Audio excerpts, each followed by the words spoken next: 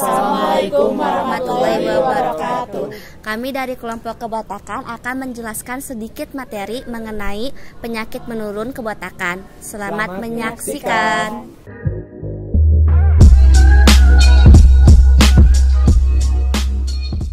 Nah, kami di sini akan menjelaskan tentang kebotakan atau alopecia yang dipengaruhi oleh jenis kelamin. Kebotakan umumnya ditemukan pada laki-laki berusia menjelang 30 tahun atau 30 tahun ke atas. Gen yang menentukan kebotakan adalah B besar, sedangkan B kecil alelnya yang menentukan rambut normal. Gen B besar sifatnya dominan pada laki-laki dan resesif pada perempuan. Contohnya, genotip B besar mengalami kebotakan pada laki-laki dan juga perempuan. Pada genotip B besar B kecil mengalami kebotakan pada laki-laki dan normal pada perempuan. Karena B besar itu sifatnya resesif pada perempuan. Sedangkan pada B kecil di laki-laki dan perempuan keduanya normal. Selanjutnya, contoh soal akan dijelaskan oleh teman kami.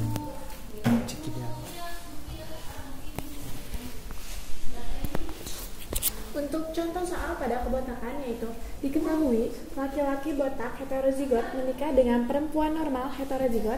Ini laki-laki botak heterozigot menikah dengan perempuan normal heterozigot. Yang ditanyakan yaitu kemungkinan anak laki-laki dan perempuan yang mengalami kebotakan. Dari laki-laki botak heterozigot dan menikah dengan perempuan normal heterozigot didapatkan gamet yaitu B besar dengan B kecil. Di sini juga didapatkan gamet yaitu B besar dan B kecil. Kemudian untuk menentukan filialnya kita didapatkan B besar dengan B besar B kecil, B besar B kecil dengan B kecil. Rasionya yaitu B besar berbanding B besar B kecil berbanding B kecil didapatkan 1:2:1. Didapatkan rasio di anak laki-laki itu 3:1. 75% itu mengalami kebotakan dan 25% itu normal. Pada anak perempuan didapatkan rasio 1:3. 25% itu mengalami kebotakan dan 75% itu normal.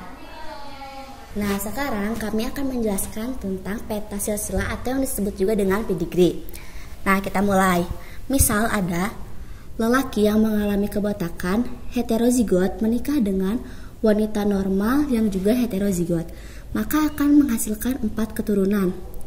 Jika keturunannya ada 2 wanita dan 2 pria. Sedangkan wanita ini mengalami kebotakan dan pria ini juga mengalami kebotakan. Nah, jika si wanita B besar ini menikah dengan laki-laki yang juga mengalami kebotakan heterozigot, maka akan menghasilkan 2 anak. Anak perempuan dan anak laki-laki. Berarti ini anak laki-lakinya akan botak dan perempuannya juga akan mengalami kebotakan. Nah, misal ada soal. Bentar, ini kita nomorkan dulu 1, 2, 3, 4, 5, 6, 7, 8, 9. Jika si pria botak heterozigot ini menikah dengan wanita normal heterozigot juga, kemungkinan anaknya dalam persentase yang mengalami kebotakan adalah berapa persen? Soal ini akan dijawab oleh teman saya, Ikram. Nah, kita punya soal apabila anak laki-laki botak heterozigot dinikahkan dengan perempuan normal heterozigot, itu hasilnya anaknya itu keturunan itu gimana? Nah, kita tentuin dulu genotipnya. Kan laki-laki botak heterozigot itu genotipnya itu B besar B kecil. Menikah dengan wanita normal heterozigot. Nah, genotipnya itu B besar B kecil. Nah, gametnya B besar B kecil, B besar B kecil. Nah, kita pakai tabel aja.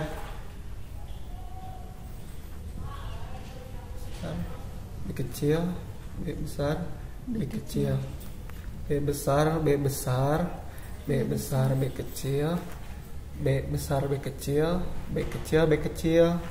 Nah, kita di sini punya perbandingan B besar berbanding B besar B kecil berbanding B kecil B kecil.